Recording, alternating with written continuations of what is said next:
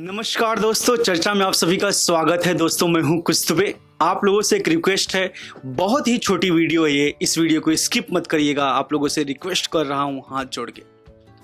भाई अभी तो रिक्वेस्ट किया, आप अभी से स्किप करने लगे, ये पूरी वीडियो देख तो लो। दोस्तों जैसा कि आप सबको पता है, कोरोना वायरस की वजह से लॉकडाउन था पूरे देश में, कई दिनों से चल रहा है और अभी भी है लॉकडाउन। लेकिन कुछ राज्यों में, कुछ जगहों में रिलैक्स हो गया है, छूट मिल गई है सरकार की तरफ से। जो राज्य सरकारें हैं, कुछ कुछ जगह छूट मिल चुकी है, कुछ चीजें खुल रही हैं। लेकिन मैं आप लोगों को एक चीज बताना चाहता हूं कि छूट का मतलब ये नहीं है कि कोरोना वायरस से अब डरने की, घबराने की या बचने की जरूरत नहीं है, बल्कि अब डबल सावधानी बरतने की जरूरत है, सावधान रहने की जरूरत है। क्योंकि आपने सुना होगा, अगर किसी इंसान को बुखार होता है और दवाई खाता है और ठीक हो जाता है और तुरंत ही काम करने लगता है, या बच्चे हैं खेलने लगते हैं, दौड़ने लगते हैं, तो फिर अगले दिन बीमार पड़ जाते हैं। और अब जब बीमार गिरते हैं तो कई दिनों के बाद उनका बुखार ठीक होता है। मेरे साथ तो ऐसा हुआ है। मेरी माँ की बात मुझे याद है कि बुखार ठीक हो गया है तो खेलो मत, अभी दौड़ो मत, 2-4 दिन और आराम कर लो। तो ये लॉकडाउन में जो छूट मिला है, तो छूट का मतलब ये नहीं है कोरोना वायरस खत्म हो गया है, बल्कि इसके पहले जो था उससे डबल सावधानी अब आप लोग बरतिए। आप लोग अगर बाहर जाते हैं तो डबल सावधानी बरतिए, हाथ में सैनिटाइजर, मुंह में मास्क लेके। क्योंकि देखिए, मौत के साथ मत खेलिए।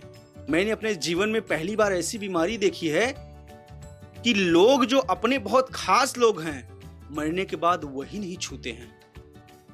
ये बहुत ही अजीब है। ऐसा मैंने पहले कभी नहीं देखा है कि अगर बेटा मरा हो तो कोई बाप उसकी लाश को जाके छुए ना। अगर बीवी मर गई हो तो कोई पति जाए ना उसके पास। मां अपने बेटे को नहीं छू सकती है, पति अपने पत्नी को नहीं छू सकते हैं। दोस्तों ये बीमारी मैंने आज तक कभी ना सुनी थी ना देखी थी, लेकिन ये बहुत महामारी है।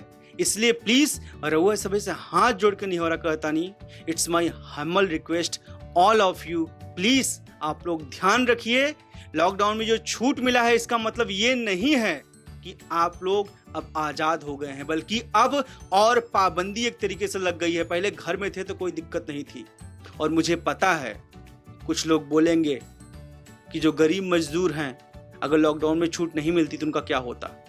तो भैया हम हाथ जोड़ के, जितने भी तकलीफ में हैं, जितने भी प्रॉब्लम में हैं, मैं सच दिल से कह रहा हूं, मैं उनकी तकलीफ नहीं समझ सकता।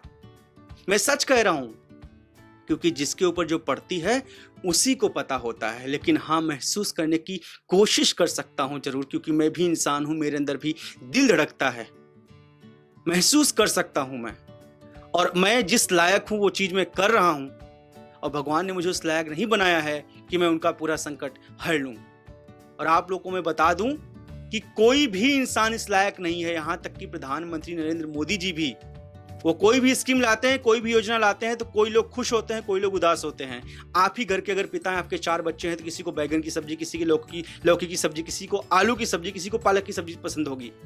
एक दिन में चारों सब्जी नहीं बनती होगी। तो कोई बच्चा अच्छे से खाता हो, किसी दिन खुश होके, कोई नाराज होके। तो ये वीडियो ज्यादा लंबी ना हो इसलिए, क्योंकि मैंने पहले ही प्रॉमिस किया वीडियो बहुत छोटी होगी।